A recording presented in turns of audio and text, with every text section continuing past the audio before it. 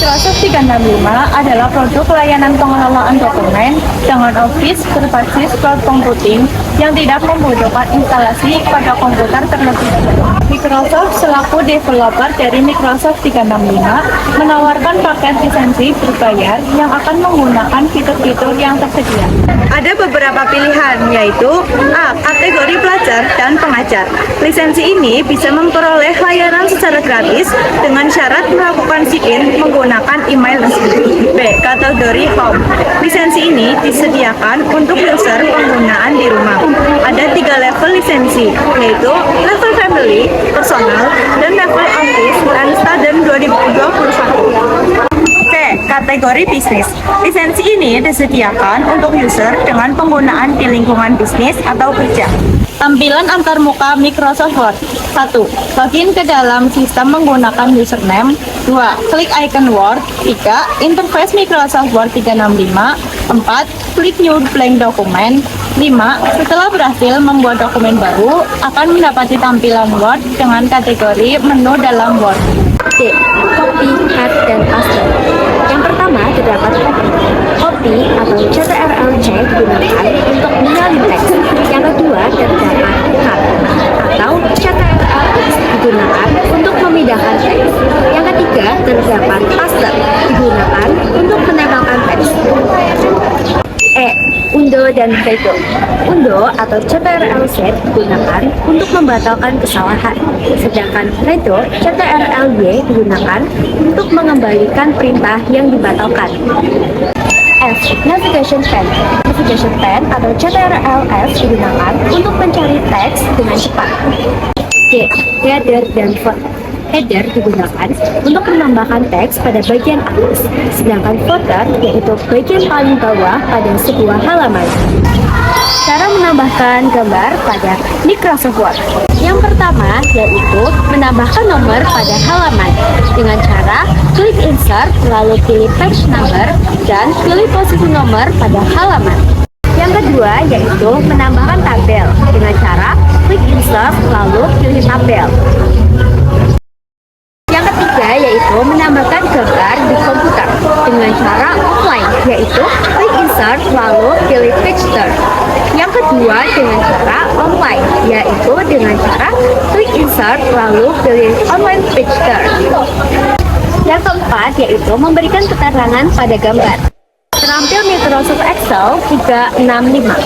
Aplikasi pengolah angka merupakan software yang dikembangkan untuk membantu pekerjaan manusia dalam bidang pengelolaan, penghitungan, dan penampilan informasi dalam bentuk angka, grafik, diagram, dan percetakan. Contoh aplikasi pengolah angka yaitu Microsoft Excel. Pertama yaitu pengolahan nilai menggunakan Microsoft Excel. Pengolahan nilai merupakan proses menghitung mengelola nilai siswa menggunakan Microsoft Excel agar lebih cepat, tepat, dan terorganisir. Langkah yang pertama yaitu membuka aplikasi Microsoft Excel, lalu klik Drawing Block Book. Yang kedua yaitu pembuatan file ledger siswa.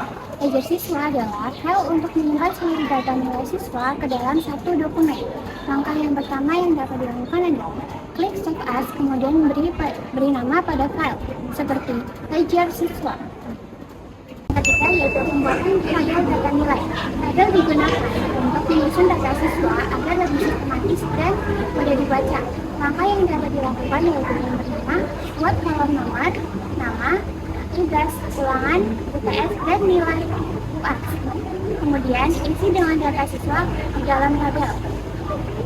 Yang keempat yaitu perhitungan nilai akhir.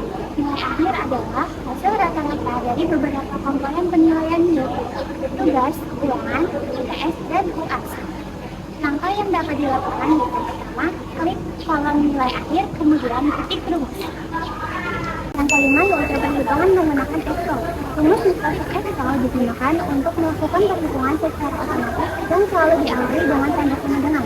Langkah yang pertama yaitu menuliskan tanda sama dengan di awal rumus. Kemudian gunakan tanda operator seperti plus, min, bintang, dan garis miring. Yang Yang keenam yaitu fitur autofill. Fitur autofill digunakan untuk mengalir rumus ke beberapa sel secara otomatis sehingga lebih efisien. Langkah yang dapat dilakukan yaitu klik sel yang berisi rumus, kemudian tarik bagian pojok kanan bawah ke arah bawah menggunakan kursor. Yang ketujuh yaitu fungsi dasar. Sum, average, count, max, and min. Fungsi dasar digunakan untuk melakukan perhitungan secara otomatis seperti penjumlahan dan rata-rata. Sum digunakan untuk menjumlahkan. Average digunakan untuk rata-rata. Max digunakan untuk mencari nilai tertinggi. Min digunakan untuk mencari nilai terendah. Cara menuliskan rumusnya yaitu klik sama dengan, kemudian ketik rumus sum, buka kurung, times tutup kurung. Yang kedelapan yaitu aparatur dan fungsi logika. Aparatur logika digunakan untuk menentukan suatu kondisi, misalnya kelulusan siswa.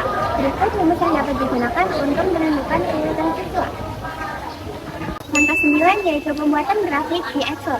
Cara dapat disajikan menggunakan grafik agar lebih mudah dipahami. Langkah yang dapat dilakukan untuk membuat grafik di Excel. Yang pertama, memblok data yang akan digunakan. Yang kedua, klik insert, kemudian pilih jenis grafik.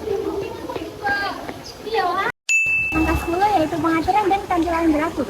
Grafik dapat disesuaikan tampilannya agar lebih menarik dan informatif. Langkah yang dapat dilakukan yaitu ubah jenis grafik, kemudian ubah warna dan jenis grafik. Yang terakhir yaitu manfaat penggunaan Microsoft Excel. Penggunaan Microsoft Excel memiliki berbagai manfaat. Yang pertama, mempercepat pekerjaan. Yang kedua, meningkatkan ketelitian serta membuat pola yang lebih efisien. Dan presentasi menggunakan PowerPoint. Microsoft PowerPoint adalah alat presentasi multimedia yang menggunakan fokus audiens melalui visualisasi data, desain minimalis, dan tata letak yang konsisten.